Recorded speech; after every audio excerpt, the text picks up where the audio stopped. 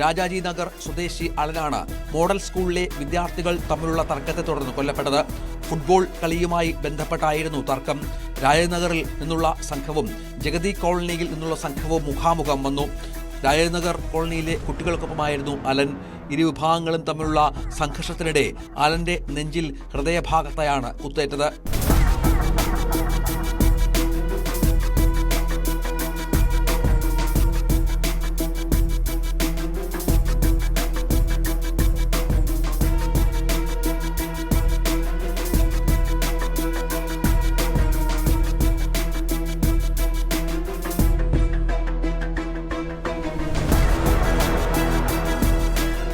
കുത്തേറ്റ അലിനെ രണ്ടുപേർ ചേർന്ന് ബൈക്കിലാണ് ആശുപത്രിയിലെത്തിച്ചത്.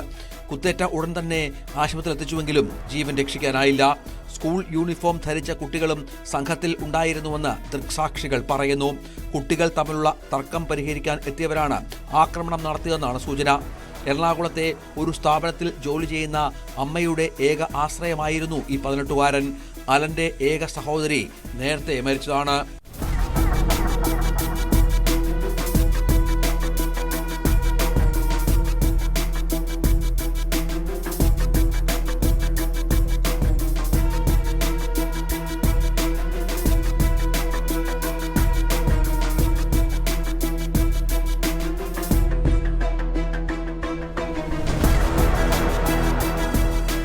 ന്യൂസ് 18 തിരുവനന്തപുരം. കൊച്ചി നഗരത്തിലൂടെ രാത്രി സമയങ്ങളിലൊന്ന് യാത്ര ചെയ്യണം. മെട്രോ നഗരമാണെങ്കിലും രാത്രികാല കാഴ്ചകൾ പേടിപ്പെടുത്തുന്നതാണ്. കടത്തിണ്ണകളിലും റോഡരികിലും മദ്യപിച്ച് ലക്കുകെട്ട് കിടക്കുന്ന മനുഷ്യർ, മെട്രോ പില്ലറുകൾക്ക് താഴെ അന്തിയുറങ്ങുന്ന ഇതര സംസ്ഥാനക്കാർ. ചിലപ്പോൾ വഴക്കും പ്രശ്നങ്ങളും തമ്മിലടിയും ഉണ്ടാകാം. ചില തർക്കങ്ങൾ അക്രമത്തിലും കൊലപാതകത്തിലും കലാശിക്കാം. കഴിഞ്ഞ രാത്രി കൊച്ചി നഗരത്തിൽ റോഡരികിൽ കിടന്നുറങ്ങിയ മധ്യവയസ്കനെ പെട്രോൾ ഒഴിച്ച് തീ കൊളുത്തി കൊല്ലാൻ ശ്രമിച്ച ഒരു സംഭവം ഉണ്ടായി. നീ കത്തി എരിഞ്ഞു ചാകട എന്ന് ആക്രോശിച്ചുകൊണ്ടാണ് കൊച്ചി സ്വദേശി ആൻ്റപ്പൻ ആക്രമണം നടത്തിയത്.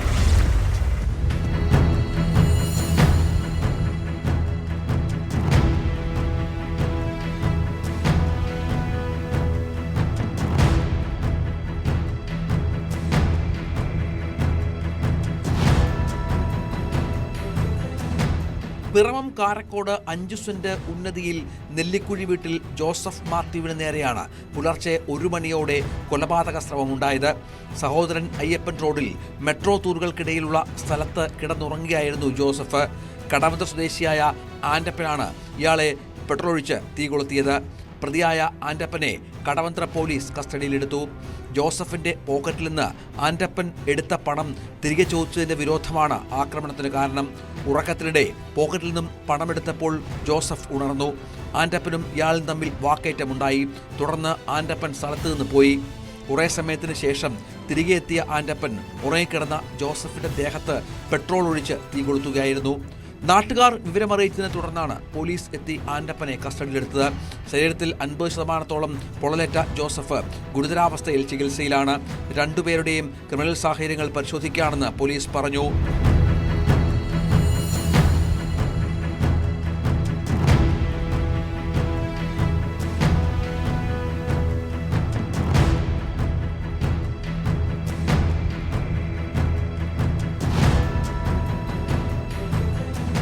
ന്യൂസ് 18 കൊച്ചി.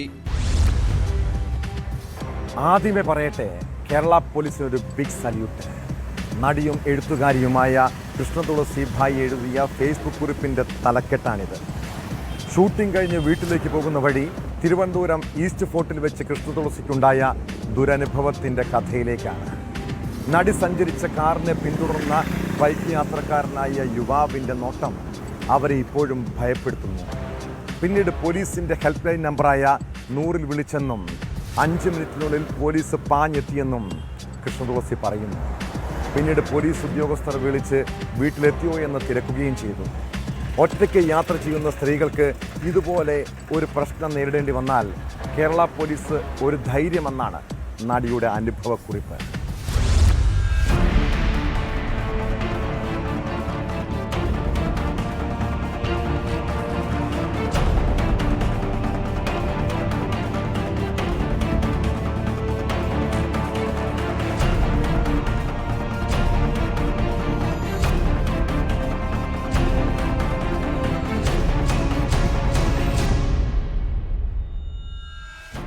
കാലമായി അങ്ങനെ ജീവിതാനുഭവങ്ങളൊന്നും സോഷ്യൽ മീഡിയയിൽ എഴുതുന്ന പതിവില്ല.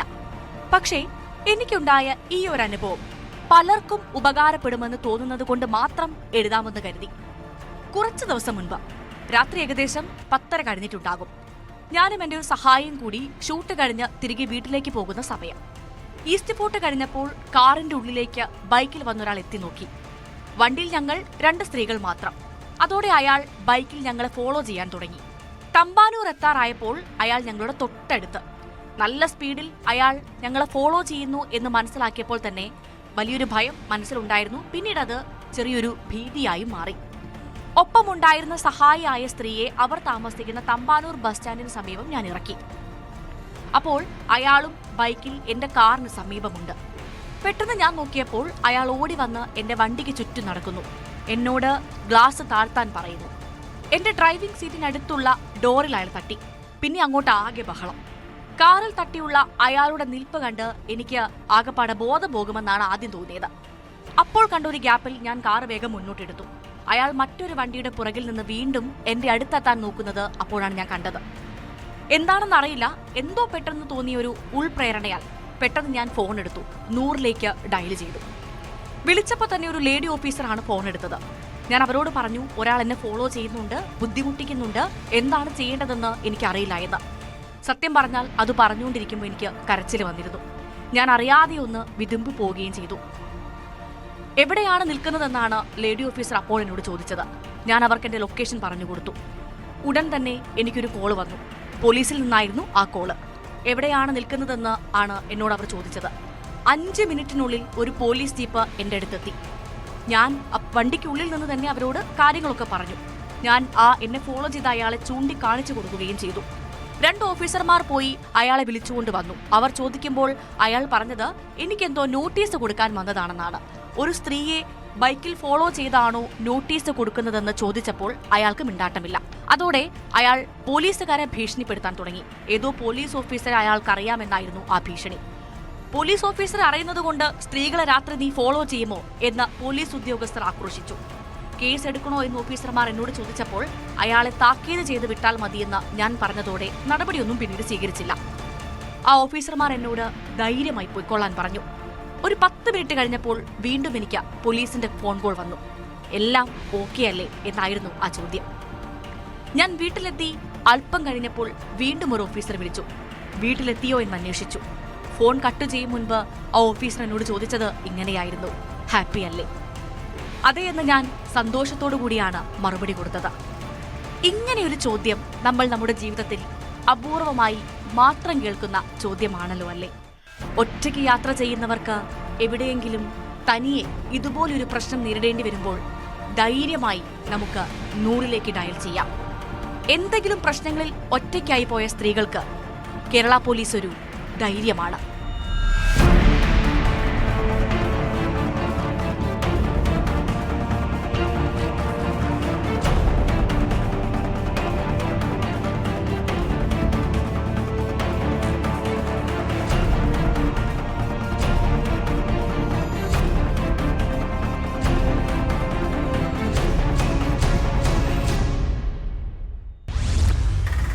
വിവാഹമോചന കേസ് കോടതിയിലെത്തുമ്പോൾ പലപ്പോഴും ഒത്തുതീർപ്പ് ചർച്ചകൾ നടക്കാറുണ്ട്. കേസിൽ വിധി പറയുന്നതിന് മുൻപ് ജീവനാംശം സംബന്ധിച്ച് പ്രശ്നപരിഹാരം ഉണ്ടാകണം. തിരുവനന്തപുരത്തെ ഒരു കുടുംബ തർക്കത്തിൽ ഒത്തുതീർപ്പിനായി കൈപ്പറ്റിയ തുക വക്കീല് തട്ടിയെടുത്തൊരു കഥയിലേക്കാണ്. മധ്യസ്ഥ ചർച്ചയ്ക്കിടെ പരാതിക്കാരൻ നൽകിയ 40 ലക്ഷം രൂപ എതിർകക്ഷിക്ക് കൈമാറാതെ അടിച്ചുമാറ്റിയ അഭിഭാഷകയെ പോലീസ് അറസ്റ്റ് ചെയ്തു. ഹൈക്കോടതി നിർദ്ദേശപ്രകാരം തുക നൽകാൻ തയ്യാറാകാതെ വന്നതോടെയാണ് അഡ്വക്കേറ്റ് സുലേഖയെയും സുഹൃത്ത് അരുൺ ദേവിനെയും പിടികൂടിയത്. സുലേഖയുടെ ഭർത്താവ് ഒളിവിലാണ്.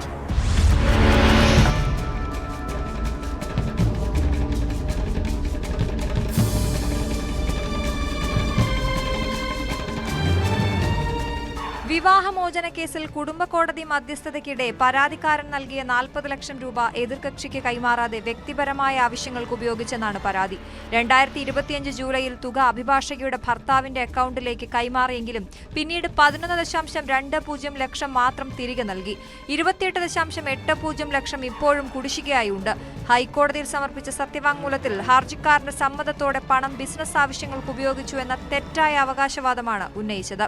ഇതോടെ അന്വേഷണം ശക്തിപ്പെടുത്താനും പ്രത്യേക സംഘത്തെ നിയോഗിക്കാനും റിപ്പോർട്ട് സമർപ്പിക്കാനും കോടതി ഡിജിപിക്ക് നിർദ്ദേശം നൽകി. അച്ചടക്കം ലംഘിച്ചതിനെ തുടർന്ന് അഭിഭാഷകയ്ക്കെതിരെ കേരള ബാർ കൌൺസിലിൽ പരാതി നൽകിയിട്ടുണ്ട്. സമാനമായ സാമ്പത്തിക തട്ടിപ്പുകളുമായി ബന്ധപ്പെട്ട നിരവധി പരാതികൾ മുൻപും ഇവർക്കെതിരെ ഉണ്ടായിരുന്നുവെന്ന് പോലീസ് അറിയിച്ചു.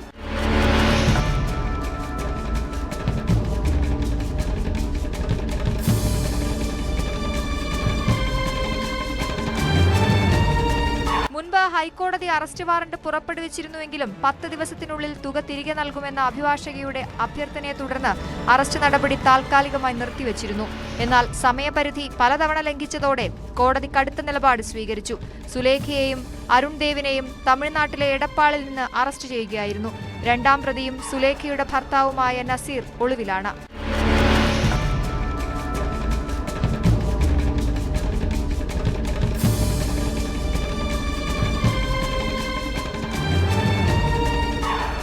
ന്യൂസ് 18 തിരുവനന്തപുരം.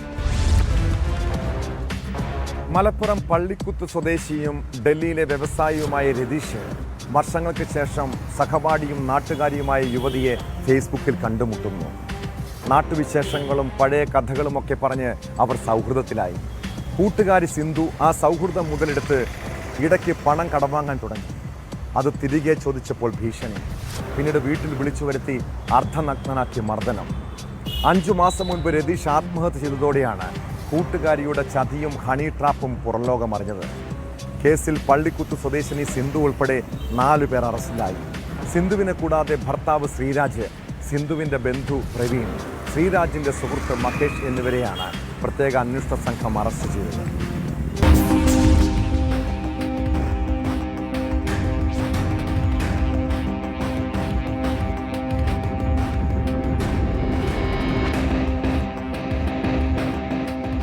കഴിഞ്ഞ ജൂൺ 11-നായിരുന്നു സംഭവം. പള്ളിക്കുത്ത് സ്വദേശിയും ഡൽഹിയിൽ വ്യവസായിയും സ്ഥിരതാമസക്കാരനുമായ രതീഷ് പള്ളിക്കുത്തുള്ള വീട്ടിൽ വെച്ചാണ് ആത്മഹത്യ ചെയ്തത്. തുടർന്ന് എടക്കര പോലീസ് അസ്വാഭാവിക മരണത്തിന് കേസ് രജിസ്റ്റർ ചെയ്തു. രതീഷിന്റെ ബന്ധുക്കളുടെയും സുഹൃത്തുക്കളുടെയും മൊഴികൾ രേഖപ്പെടുത്തി നടത്തിയ അന്വേഷണത്തിലാണ് മരണപ്പെട്ട രതീഷ് ഹണി ട്രാപ്പിന് ഇരയായതായി സൂചന ലഭിച്ചത്. തുടർന്ന് നിലമ്പൂർ ഡിവൈഎസ്പി സാജു കെ എബ്രഹാമിന്റെ നേതൃത്വത്തിൽ പ്രത്യേക അന്വേഷണ സംഘം രൂപീകരിച്ച് നടത്തിയ അന്വേഷണത്തിലാണ് പ്രതികൾ പിടിയിലായത്. മരണപ്പെട്ട രതീഷും സിന്ധുവും ബന്ധുക്കളും സഹപാഠികളുമായിരുന്നു. സിന്ധു പലപ്പോഴായി പല ആവശ്യങ്ങൾ പറഞ്ഞ് രതീഷിൽ നിന്നും പണം കൈപ്പറ്റിയിരുന്നു. രതീഷ് പണം തിരികെ ആവശ്യപ്പെട്ടതോടെയാണ് പ്രശ്നങ്ങൾക്ക് തുടക്കമായത്. പണം തിരിച്ചു കൊടുക്കാതിരിക്കാനും രതീഷിൽ നിന്ന് കൂടുതൽ പണം തട്ടിയെടുക്കാനും വേണ്ടി സിന്ധുവും ഭർത്താവ് ശ്രീരാജും ചേർന്ന് പദ്ധതി തയ്യാറാക്കി. സഹായത്തിനായി മഹേഷിനെയും പ്രവീണിനെയും കൂടെ കൂട്ടി. സഹോദരന്റെ ഗൃഹപ്രവേശന ചടങ്ങിൽ പങ്കെടുക്കാൻ രതീഷ് നാട്ടിലെത്തിയ സമയത്ത് സിന്ധു പണം തിരികെ നൽകാമെന്ന് പറഞ്ഞ് 2024 നവംബർ 1-ന് രതീഷിനെ വീട്ടിലേക്ക് വിളിച്ചു വരുത്തി. വീട്ടിലെത്തിയ രതീഷിനെ പ്രതികൾ മുറിയിൽ പൂട്ടിയിട്ട് മർദ്ദിച്ച് അവശനാക്കി. നഗ്ന വീഡിയോ പകർത്തി. തുടർന്ന് ശ്രീരാജും സിന്ധുവും രതീഷിനോട് കൂടുതൽ പണം ആവശ്യപ്പെടുകയും നൽകിയില്ലെങ്കിൽ വീഡിയോ വാട്സാപ്പ് ഗ്രൂപ്പുകളിൽ പ്രചരിപ്പിക്കുമെന്ന് പറഞ്ഞും ഭീഷണിപ്പെടുത്തി. രതീഷ് വഴങ്ങാതായപ്പോൾ ഭാര്യയ്ക്ക് പ്രതികൾ വീഡിയോ അയച്ചു കൊടുത്തു. മറ്റുള്ളവർക്കും വീഡിയോ അയച്ചു കൊടുക്കുമെന്നും പറഞ്ഞതോടെ മാനസിക സമ്മർദ്ദത്തിലായ രതീഷ് ആത്മഹത്യ ചെയ്യുകയായിരുന്നു. രതീഷിനെ ഭീഷണിപ്പെടുത്തി ചിത്രീകരിച്ച വീഡിയോകൾ പോലീസ് കണ്ടെടുത്തു. ഇത് കോടതിയിൽ ഹാജരാക്കും. പ്രതികൾക്കെതിരെ ആത്മഹത്യ പ്രേരണ, ഗൂഢാലോചന, ദേഹോപദ്രവം, പിടിച്ചുപറി തുടങ്ങിയ വകുപ്പുകൾ ചേർത്ത് അന്വേഷണം നടത്തും.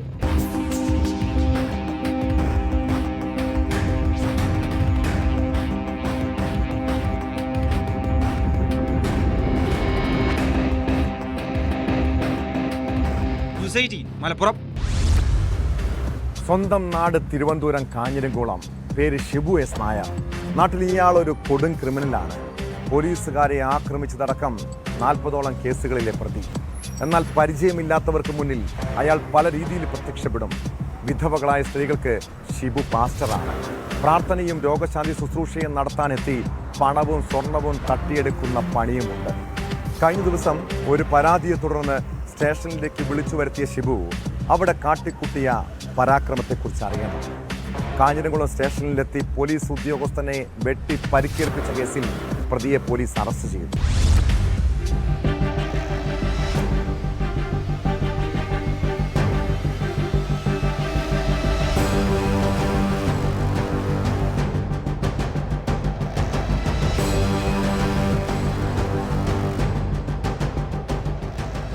കഴിഞ്ഞ ദിവസം ഒരു പരാതിയെ തുടർന്ന് ഷിബുവിനെ കാഞ്ഞിരംകുളം പോലീസ് സ്റ്റേഷനിൽ വിളിപ്പിക്കുകയായിരുന്നു. എന്നാൽ സ്റ്റേഷനിലെത്തിയ ഷിബു SIക്കും പോലീസുകാർക്കും നേരെ പെട്രോളും കത്തിയും കാണിച്ച് ഭീഷണിപ്പെടുത്തിയ ശേഷം കടന്നുകളഞ്ഞു. തുടർന്ന് ഷിബുവിനെ പിടിക്കാനെത്തിയ നെയ്യാറ്റിൻകര സ്വദേശിയായ ജയപ്രസാദിനെ കത്തികൊണ്ട് പരിക്കേൽപ്പിച്ചു.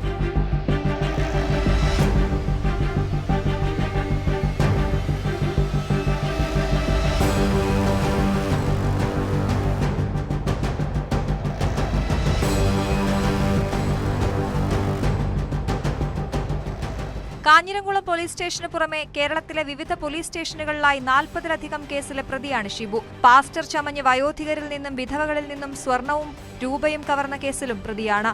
കസ്റ്റഡിയിലായ ഇയാളെ നെയ്യാറ്റിൻകര കോടതിയിൽ ഹാജരാക്കി റിമാൻഡ് ചെയ്തു.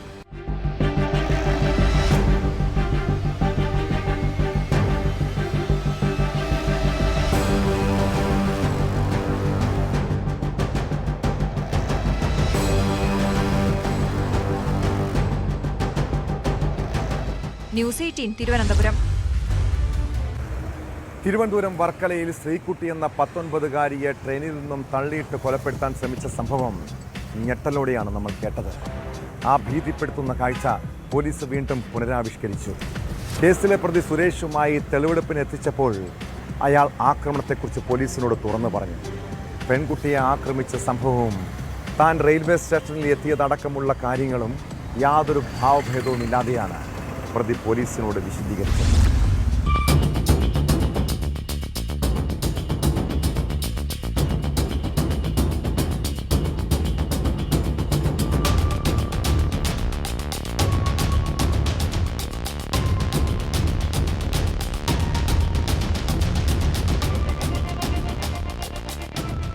ആക്രമിക്കപ്പെട്ട ശ്രീകുട്ടി പുറത്തേക്ക് തെറിച്ചു വീണ വർക്കലയ്ക്ക് സമീപമുള്ള സ്ഥലം വർക്കല റെയിൽവേ സ്റ്റേഷൻ എന്നിവിടങ്ങളിലാണ് തെളിവെടുപ്പ് നടന്നത്. വർക്കല റെയിൽവേ സ്റ്റേഷനിലെ 2ാമത്തെ പ്ലാറ്റ്ഫോമിലാണ് പ്രതി സുരേഷുമായി പോലീസ് ആദ്യം എത്തിയത്. തുടർന്ന് അയന്തി പാലത്തിന് സമീപത്തെ റെയിൽവേ ട്രാക്കിലും തെളിവെടുപ്പ് നടത്തി. സംഭവ ദിവസം നടന്ന കാര്യങ്ങൾ പ്രതി പോലീസിനോട് വിശദീകരിച്ചു.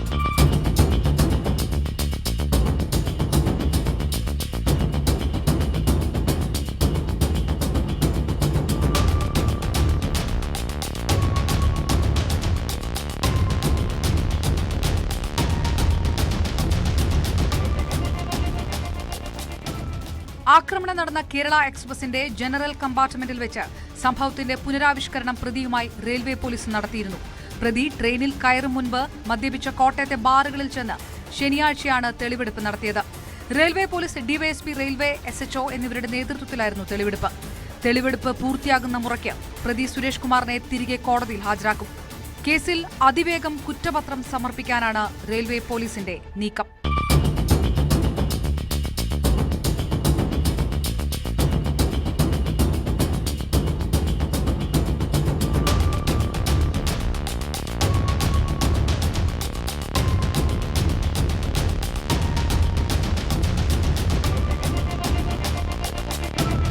ന്യൂസ് 18 തിരുവനന്തപുരം.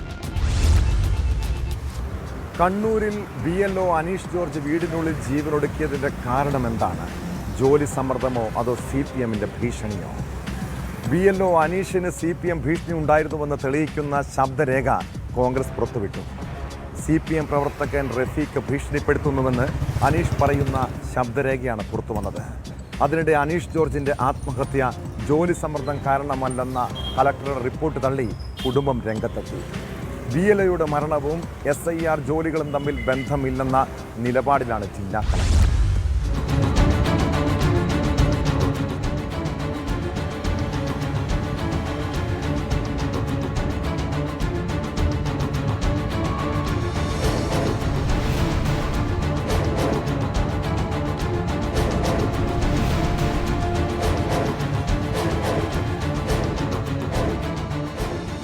അനീഷ് ജോർജിന്റെ SIR പ്രവർത്തനങ്ങളിൽ കോൺഗ്രസ് ബൂത്ത് ഏജന്റ് വൈശാഖ് പങ്കാളിയാകുന്നതിനെ ചൊല്ലിയാണ് CPM ഭീഷണി. വൈശാഖ് വരരുതെന്നാണ് അനീഷ് ഫോണിൽ പറയുന്നത്. വന്നാൽ തടയുമെന്നും വലിയ പ്രശ്നമുണ്ടാകുമെന്നും സംഭാഷണത്തിലുണ്ട്. അതെ, അല്ല അവര് നമ്മ ലഘുലേഖയുടെ കുട്ടി നമ്മ രാഷ്ട്രീയം പറഞ്ഞു എവിടെയെങ്കിലും. ഒന്നാമത് നിങ്ങളെ ഇവിടെ താഴെവർക്കൊന്നും അറിയില്ല. അതിന് കോൺഗ്രസ് ആണോ CPM ആണോ അതിന് ഏതാ പാർട്ടിന്ന് അവർക്കൊന്നും അറിയില്ല. പിന്നെ നിങ്ങളൊരു ഉദ്യോഗസ്ഥർ നിങ്ങൾ ഐഡന്റിറ്റി കാർഡ് എടുത്താൽ നിങ്ങൾ ഗവൺമെന്റ് ഉദ്യോഗസ്ഥരാണ്. നമ്മ വോട്ട് ചെയ്യേണ്ട കാര്യങ്ങൾ നിങ്ങൾ പറയുന്നത് അത് കൊടുക്കുന്നു. നമ്മ നിങ്ങളെ പരിചയപ്പെടുത്തുന്നല്ലാണ്ട് പറഞ്ഞു ചെയ്തു. നമ്മ ആരെങ്കിലും രാഷ്ട്രീയം പറഞ്ഞ ഇല്ലല്ലോ. പിന്നെ ഒന്നാത്ത പ്രശ്നയില് അവിടെ നമ്മളെ പറയുന്നെല്ലാം പറയുന്നുണ്ട്. അവര് പറയുന്ന പിന്നെ ഒന്നും ഇതാക്കൂല. അവര് ഞാൻ പറഞ്ഞത് അതെ, അല്ല അത് ശരിയല്ല. നമ്മള് പിന്നെ BLA കളക്ടർ അംഗീകരിച്ചിട്ടുള്ള BLA ആണ്. പിന്നെ നമ്മൾ ഒരു കൊടുത്തിട്ട് ആയതാണ്. പിന്നെ അപ്പൊ നിങ്ങൾ സഹായിക്കണം പറഞ്ഞിട്ട് മറ്റേ വില്ലേജ് ഓഫീസിൽ നിന്ന് വിളിച്ച് ഞാനോട് പറഞ്ഞ് നിങ്ങൾ പിന്നെ സഹായിക്കണം എന്ന് പറഞ്ഞിട്ടാണ് ഞാൻ നിങ്ങൾക്കും വരുന്നത്. റഫീഖ് ഭീഷണിപ്പെടുത്തുന്നതിനെതിരെ പരാതി നൽകണമെന്നും സംഭാഷണത്തിൽ വൈശാഖ് അനീഷിനോട് പറയുന്നുണ്ട്. ജോലി സമ്മർദ്ദത്തിനൊപ്പം CPM പ്രവർത്തകരുടെ ഭീഷണി കൂടി താങ്ങാനാകാത്തതിനെ തുടർന്നാണ് അനീഷ് ജീവനൊടുക്കിയെന്നാണ് കോൺഗ്രസ് ആരോപിക്കുന്നത്. സംഭവത്തിൽ CPMന്റെ പങ്ക് സംബന്ധിച്ച് വിശദമായ അന്വേഷണം വേണമെന്നും കോൺഗ്രസ് ആവശ്യപ്പെട്ടു. ഈ SIRന്റെ പ്രവർത്തനങ്ങൾക്ക് ഈ BLO കൊണ്ടുപോയതിൽ പ്രതിഷേധിച്ച് അദ്ദേഹത്തിനെ ഭീഷണിപ്പെടുത്തുകയായിരുന്നു CPM നേതാക്കളും പ്രവർത്തകരും ഉൾപ്പെടെയുള്ള ആളെ. പിന്നെ ഈ ജോലിയുടെ ഭാരവും എല്ലാ സമ്മർദ്ദവും ഇതാണ് ഈ ആത്മഹത്യക്ക് ഇട നൽകിയത് എന്നാണ്. അതുകൊണ്ട് ഗൗരവതരമായ അന്വേഷണം സർക്കാർ നടത്തണം. ബോധ്യം വരുന്ന തരത്തിൽ അന്വേഷണം നടക്കണം. ഇലക്ഷൻ കമ്മീഷൻ കുറേ കൂടെ ഗൗരവമായി ഈ വിഷയത്തെ പഠിക്കണം. കാരണം BLOമാർ വ്യാപകമായി സംസ്ഥാനത്തുടനീളം പരാതിയാണ്. അവർക്ക് അമിതമായ ജോലി ഭാരമാണ്. ഭൂരിഭാഗം പേര് സ്ത്രീകളായിട്ടുള്ള ആളുകളാണ് BLOമാർ. അവർക്ക് ഈ ജോലി ചെയ്ത് തീർക്കാൻ കഴിയുന്നില്ല. 3 പ്രാവശ്യം ഒരു വീട്ടിൽ പോകണമെന്നാണ് പറയുന്നത്. എന്നാൽ അനീഷിന്റെ മരണത്തിൽ ഉത്തരവാദിത്വം CPMന്റെ തലയിൽ കെട്ടിവെക്കാനാണ് കോൺഗ്രസ് ശ്രമമെന്ന് CPM ജില്ലാ സെക്രട്ടറി പറഞ്ഞു. കേരളത്തിലെ SIR നടപടികൾ നിർത്തിവെക്കണം, അത് തെരഞ്ഞെടുപ്പിന് ശേഷം വേണം എന്ന് പറഞ്ഞിട്ട് പോലും മുഖ്യ തെരഞ്ഞെടുപ്പ് കമ്മീഷണറോ അല്ലെങ്കിൽ കേന്ദ്ര തെരഞ്ഞെടുപ്പ് കമ്മീഷനോ അത് അംഗീകരിക്കാൻ തയ്യാറായില്ല. എന്തുകൊണ്ടാണ് അംഗീകരിക്കാത്തത്? BJPയുടെ സമ്മർദ്ദമാണ്. ആ സമ്മർദ്ദത്തിന്റെ ഫലമായിട്ടാണ് ഈ ആത്മഹത്യ ഉണ്ടായിട്ടുള്ളത്. ജോലി സംബന്ധമായി ഔദ്യോഗിക തലത്തിൽ മാത്രമല്ല രാഷ്ട്രീയ രംഗത്തു നിന്നും BLOമാർ കടുത്ത സമ്മർദ്ദം നേരിടുന്നതായാണ് ഉയരുന്ന വിമർശനം.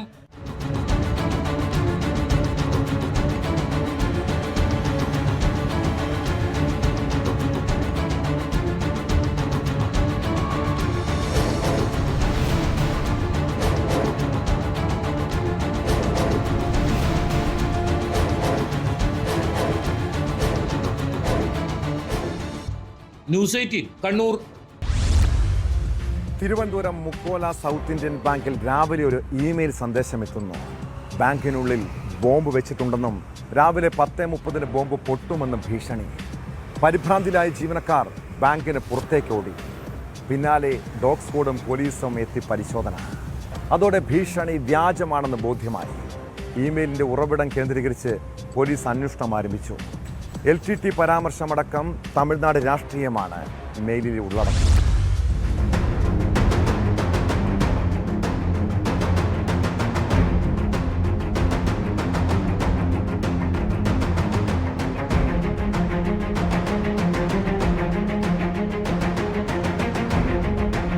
രാവിലെ 7ഓടെയാണ് ബാങ്കിൽ ഇമെയിൽ മുഖാന്തരം ഭീഷണി സന്ദേശം എത്തിയത്. ബാങ്ക് പ്രവർത്തനം ആരംഭിച്ച് 10 മണിയോടെയാണ് മാനേജർ സന്ദേശം കാണുന്നത്. ഇതോടെ ജീവനക്കാർ പരിഭ്രാന്തരായി പുറത്തേക്ക് ഇറങ്ങിയോടി. തുടർന്ന് വിവരമറിഞ്ഞ് വിഴിഞ്ഞം SHO സുനീഷ് ഗോപിയുടെ നേതൃത്വത്തിൽ പോലീസ് സ്ഥലത്തെത്തി സുരക്ഷയൊരുക്കി.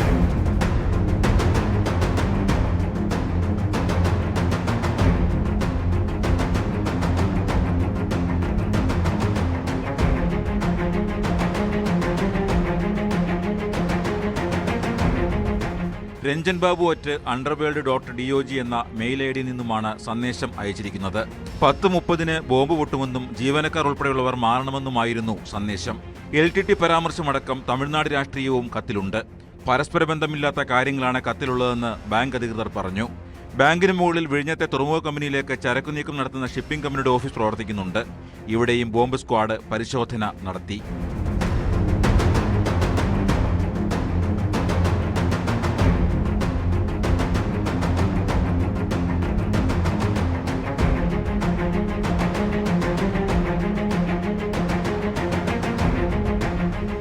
ന്യൂസ് 18 തിരുവനന്തപുരം. തിരുവനന്തപുരം നരുവാമൂട്ടിലും മാറനല്ലൂരിലും ജനങ്ങൾ വലിയ പരിഭ്രാന്തിയിലാണ്. കവർച്ചാ സംഘങ്ങൾ രാത്രി സമയങ്ങളിൽ കറങ്ങി നടക്കുന്നതോടെ നാട്ടുകാർക്ക് ഉറക്കം പോലും നഷ്ടപ്പെട്ട അവസ്ഥ. നരുവാമൂട്ടിൽ ആളില്ലാത്ത വീട് കുത്തിത്തുറന്ന് മോഷണം നടന്നതാണ് ഒടുവിലത്തെ സംഭവം. നരുവാമൂട് സ്വദേശി മനുവിൻ്റെ ഏതൻ കോട്ടേജിലാണ് കവർച്ച നടന്നത്. ഇരുന്നില വീട്ടിൻ്റെ എല്ലാ അലമാരകളും കുത്തിത്തുറന്നിട്ടുണ്ട്. വീടിൻ്റെ മെയിൻ സ്വിച്ച് ഓഫ് ചെയ്ത ശേഷം പിൻവാതിൽ പൊളിച്ചാണ് മോഷ്ടാക്കൾ അകത്തു കടന്നത്. വീട്ടിലുണ്ടായിരുന്ന പണവും ഡമ്മി ആഭരണങ്ങളും നഷ്ടപ്പെട്ടു.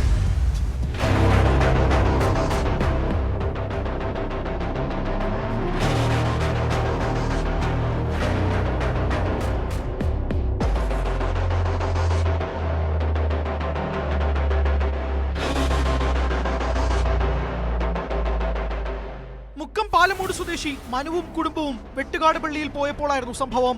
ഇന്നലെ രാത്രി 7 വരെ മനു വീട്ടിലുണ്ടായിരുന്നു. തുടർന്ന് വീട്ടിന് മുന്നിലെ ലൈറ്റുകളിട്ട ശേഷം മാറനല്ലൂരിലെ കുടുംബ വീട്ടിലെത്തി സഹോദരനും കുടുംബവും ഒന്നിച്ചാണ് വെട്ടുകാടേക്ക് പോയത്. തിരികെ രാത്രി 10 മണിയോടെ എത്തുമ്പോഴാണ് മോഷണ വിവരം അറിയുന്നത്. വീടിന്റെ മെയിൻ സ്വിച്ച് ഓഫ് ചെയ്ത ശേഷം പിൻവാതിൽ പൊളിച്ചാണ് മോഷ്ടാക്കൾ വീടിനുള്ളിൽ കടന്നത്.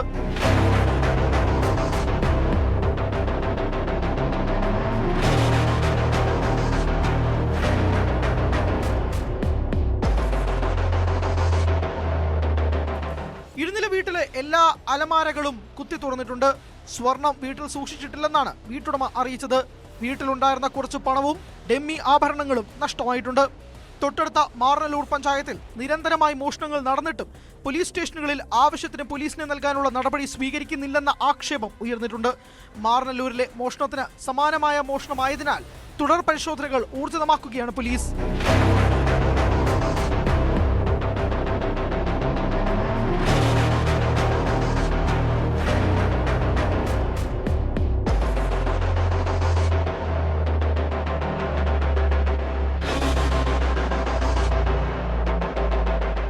ന്യൂസ് 18 തിരുവനന്തപുരം. തിരുവനന്തപുരം നെയ്യാറ്റിൻകരയിൽ നിർത്തിയിടുന്ന ചരക്ക് വാഹനങ്ങളിൽ നിന്ന് ഡീസൽ മോഷണം പോകുന്നത് പതിവാകുന്നു. നെയ്യാറ്റിൻകര വെള്ളറടയിൽ പുലർച്ചെയാണ് 3 ലോറികളിൽ നിന്ന് ഡീസൽ മോഷ്ടിച്ചത്. സമീപത്തുള്ള കട കുത്തിത്തുറന്ന് CCTV ക്യാമറയുടെ DVRും മേശയിൽ സൂക്ഷിച്ചിരുന്ന 4000-ഓളം രൂപയും കവർന്നു. മോഷണം നടന്ന സ്ഥലത്തെ CCTVകളും ഫോൺ കോളുകളും കേന്ദ്രീകരിച്ച് പ്രതികൾക്ക് വേണ്ടി പോലീസ് അന്വേഷണം ഊർജിതമാണ്.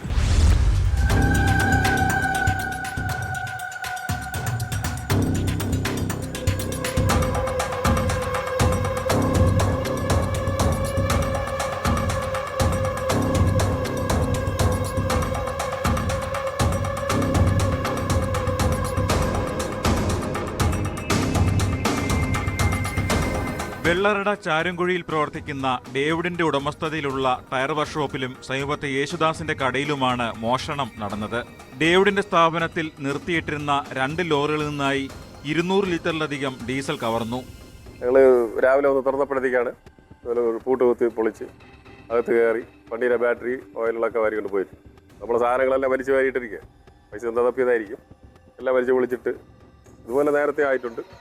നേരത്തെ ഇത് 2-3 വർഷം വരും. അപ്പോഴും ഇതുപോലെ നമ്മൾ പരാതി കൊടുത്തതാണ്. പോലീസ് വന്ന് ഇവിടെ നോക്കിയിട്ട് പോകും. പിന്നെ ഇതുവരെ ആരും പിടിച്ചതായിട്ട് ചരിത്രം നമുക്ക് കാണാനില്ല ഇവിടെ അടുത്തുകൂടെ. നമുക്ക് എൻ്റെ സംശയം ഈ പരിസരത്തുള്ള ഈ വെള്ളമടി ടീമുകളാണോ എന്നുള്ളതാണ് സംശയം. ഇവരെ വെള്ളം അടിക്കാൻ വേണ്ടിയിട്ട് വരുന്ന മോട്ടിച്ചെടുത്തിട്ട് പോകും. കാളെ കിട്ടാത്തതുകൊണ്ട് നമ്മൾ അത് കാരണം കഴിഞ്ഞ പ്രാവശ്യം പൊട്ടിച്ച കാരണം ക്യാമറ വെച്ചു. അപ്പോൾ ക്യാമറ വെച്ചിട്ടും ഇപ്പോൾ ക്യാമറയുടെ ഇൻവെർട്ടർ കംപ്ലീറ്റ് സാധനം ക്യാമറ അടക്കമാണ് എടുത്തിട്ട് പോയിട്ടുണ്ടായിരുന്നു. അപ്പോൾ ഇവിടെ നമ്മൾ മേശിരിയുടെ 4 ടയർ ഒരു 1.5 വർഷം മുമ്പ് അതെടുത്തുകൊണ്ട് പോയി. അതിൻ്റെ ഒരു അറിവില്ല. ഇന്നോവ കാറിൻ്റെ ബാറ്ററി ഇതിപ്പോൾ ഇന്നോവയ്ക്കാനുള്ള ബാറ്ററിയുണ്ട്, പുതിയ ബാറ്ററി. അത് 6-7,000 വിലയുണ്ട് ബാറ്ററിക്ക് മാത്രം. സമീപത്തെ യേശുദാസിന്റെ കാർ വർക്ക്ഷോപ്പിലെ CCTV തകർത്ത ശേഷം ഇവിടെ ഉണ്ടായിരുന്ന ഇന്നോവ കാറിന്റെ ബാറ്ററിയും 25 ലിറ്ററോളം എഞ്ചിൻ ഓയിലും കവർന്നു. CCTV ക്യാമറയുടെ DVRും മേശയിൽ സൂക്ഷിച്ചിരുന്ന 4000-ഓളം രൂപയും കവർന്നിട്ടുണ്ട്. യേശുദാസിന്റെ സ്ഥാപനത്തിൽ 1 വർഷത്തിനിടയിൽ ഇത്തരത്തിൽ നടക്കുന്ന 3ാമത്തെ മോഷണമാണിത്. 4 മാസം മുമ്പ് യേശുദാസിന്റെ കടയിലെ 2 ബാറ്ററികളും വാഹനങ്ങൾ ഉയർത്താൻ ഉപയോഗിക്കുന്ന ജാക്കികളും കവർന്നിരുന്നു. 1 വർഷത്തിനിടയ്ക്ക് 3ാമത്തെ പ്രാവശ്യമാണ് ഇത് സംഭവിക്കുന്നത്. എൻ്റെ കട കുത്തി തുറന്ന് പൂട്ടാക്കി പൊളിച്ച് അതിൻ്റെ ക്യാമറ ഫുട്ടേജ് എടുത്തു. ഡീസൽ മോഷണം, 2-3 ലോറിയിലെ ഡീസൽ മോഷണം. ഇന്നലെ ഞാൻ 2 മണിക്ക് ക്യാമറ ചെക്ക് ചെയ്തപ്പോൾ ഇപ്പോൾ ക്യാമറ ഓഫായി കിടന്നു. അപ്പോൾ 12 മണിക്ക് 10:30 മണിക്കൊക്കെ ആളുണ്ടായിരുന്നു അവിടെ. അത് കഴിഞ്ഞിട്ടാണ് സംഭവം നടന്നത്. ഇതിന് 3 പ്രാവശ്യവും ഇതുപോലെ 10-200 ഡീസൽ പോയി. 3 വണ്ടിയുടെ ഡീസൽ പോയി. അങ്ങനെ ഇതിനു മുമ്പ് 3 പ്രാവശ്യമായി. തൊട്ടപ്പുറത്തുള്ള വർക്ക്ഷോപ്പിലുള്ള ബാറ്ററിയൊക്കെ മോഷണം പോയിരുന്നു. പനച്ചമൂടിന് സമീപത്ത് നിർത്തിയിട്ടിരുന്ന ജിബുവിന്റെ ഉടമസ്ഥതയിലുള്ള ലോറിയിൽ നിന്നും ഡീസൽ നഷ്ടമായിട്ടുണ്ട്. കള്ളക്കടത്തിന് ഉപയോഗിക്കുന്ന വാഹനങ്ങൾക്ക് പെട്രോൾ പമ്പുകളിൽ കയറാതെ ഡീസൽ ഉപയോഗിക്കുന്നതിലേക്ക് വേണ്ടിയാവാം ഇത്തരത്തിൽ വ്യാപകമായ ഡീസൽ കവർച്ചകൾ നടക്കുന്നതെന്നാണ് ഉയരുന്ന പ്രധാന ആരോപണം. മോഷണം നടന്ന സ്ഥലത്തെ CCTVയും ഫോൺ കോളുകളും കേന്ദ്രീകരിച്ച് അന്വേഷണം ആരംഭിച്ചതായും പ്രതികളെ ഉടൻ പിടികൂടാൻ കഴിയുമെന്നും വെള്ളറട പോലീസ് അറിയിച്ചു.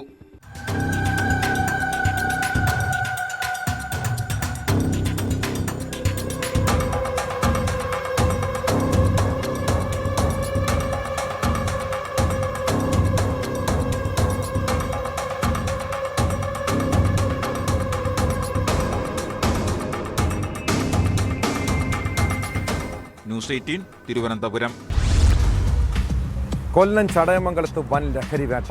ആഡംബര കാറുകളിൽ അർദ്ധരാത്രി സഞ്ചരിച്ച് രാസലഹരി കച്ചവടം നടത്തുകയായിരുന്ന 2 പേരെ എക്സൈസ് പൊക്കി. എക്സൈസിന്റെ അപ്രതീക്ഷിത പരിശോധനയിൽ MDMAയും കഞ്ചാവും കണ്ടെടുത്തു. ബംഗളൂരുവിൽ നിന്നാണ് ലഹരി എത്തിച്ചതെന്നാണ് പ്രതികളുടെ മൊഴി.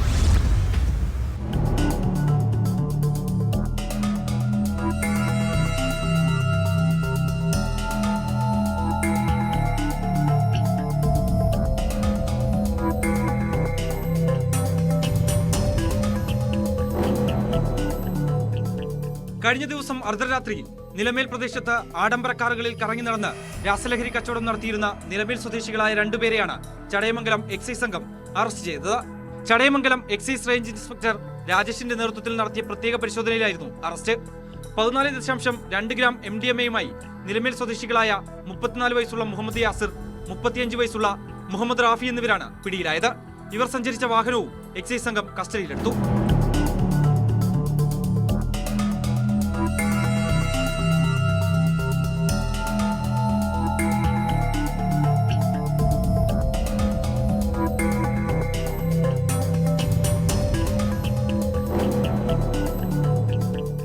ബാംഗ്ലൂരിൽ നിന്ന് വൻതോതിൽ രാസലഹരി കൊണ്ടുവന്ന് നിലമേലും സമീപ പ്രദേശങ്ങളിലും വിതരണം ചെയ്തു വന്നിരുന്ന സംഘത്തിലെ പ്രധാന കണ്ണികളാണ് ഇവരെന്ന് എക്സൈസ് ഉദ്യോഗസ്ഥർ അറിയിച്ചു. വിൽപ്പനയ്ക്കായി MDMA ചെറുപൊതികളിലാക്കി തയ്യാറാക്കുന്നതിനിടെ നടത്തിയ റെയ്ഡിലാണ് പ്രതികളെ പിടികൂടിയത്. ഒന്നാം പ്രതിയായ കരിനിലക്കോട് മുളയിക്കോണം സ്വദേശിയായിട്ടുള്ള മുഹമ്മദ് യാസിർ, അത് 2ാം പ്രതി വട്ടാക്കത്തി റാഫി എന്നറിയപ്പെടുന്ന മുഹമ്മദ് റാഫി എന്നിവരെയാണ് പിടികൂടിയത്. ഇവരിൽ നിന്ന് 2 വാഹനം പിടികൂടിയിട്ടുണ്ട്. ഒരു ഇന്നോവ ക്രിസ്റ്റ വണ്ടിയും ഒരു ഫ്രോൺസ് മാരുതി സുസുക്കിന്റെ വണ്ടിയും പിടികൂടിയിട്ടുണ്ട്. 14.2 ഗ്രാം MDMAയും കഞ്ചാവും 170 ഗ്രാം കഞ്ചാവും ഇവിടെ നിന്ന് പിടിച്ചെടുക്കുകയുണ്ടായി. ഈ വട്ടാക്കത്തി റാഫി എന്നറിയപ്പെടുന്ന 2ാം പ്രതി മുൻപും കഞ്ചാവ് കേസിൽ പ്രതിയായിട്ടുള്ള ആളാണ്. Preventive officer Sanilkumar, preventive officer grade Sabeer, civil excise ഓഫീസർമാരായ ചന്തു, ബിൻസാഗർ, ശ്രേയസ്, ലിജി, സാബു എന്നിവരാണ് പ്രതികളെ പിടികൂടിയത്. കോടതിയിൽ ഹാജരാക്കിയ പ്രതികളെ റിമാൻഡ് ചെയ്തു.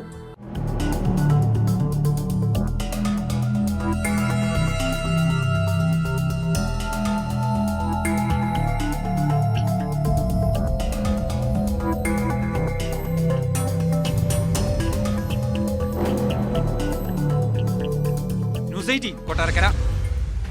ശബരിമല സ്വർണ്ണക്കൊള്ളയിൽ നിർണായക പരിശോധന ആരംഭിച്ച പ്രത്യേക അന്വേഷണ സംഘം. ശബരിമല സന്നിധാനത്ത് തെളിവെടുപ്പ് ആരംഭിച്ചിരിക്കുകയാണ് SIT. സാമ്പിളുകൾ ശേഖരിക്കുന്നതിന് വേണ്ടി സ്വർണ്ണപ്പാളികൾ ഇളക്കി മാറ്റിയിട്ടുണ്ട്. ഹൈക്കോടതിയുടെ നിർദ്ദേശപ്രകാരമാണ് നടപടി. ദ്വാരപാലക ശില്പങ്ങളിലെ സ്വർണ്ണപ്പാളിയും ശ്രീകോവിലിൻ്റെ വലതുഭാഗത്തെ പാളികളുമാണ് നിലവിൽ നീക്കം ചെയ്തിട്ടുള്ളത്. പരിശോധനകൾക്ക് ശേഷം ഇവ വീണ്ടും പുനഃസ്ഥാപിക്കും. സ്വർണ്ണപ്പാളികളുടെ തൂക്കം നിർണ്ണയിക്കുമെന്നാണ് വിവരം.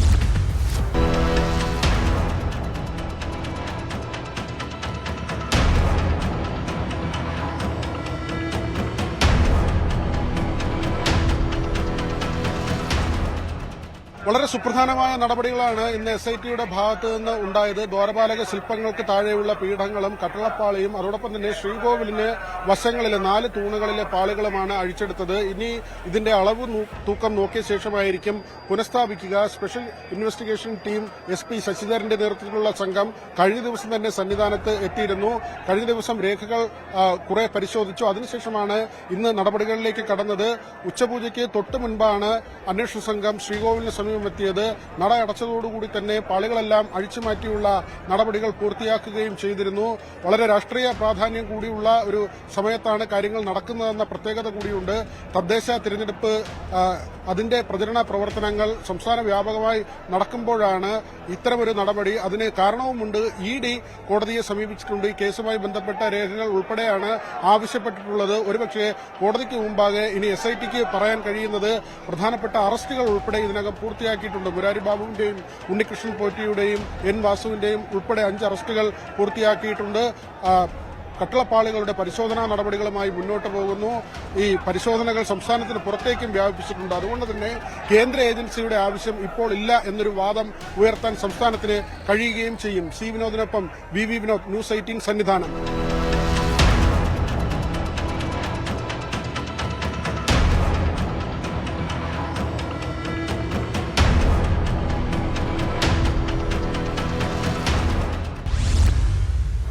ഹാപ്പി അല്ലേ?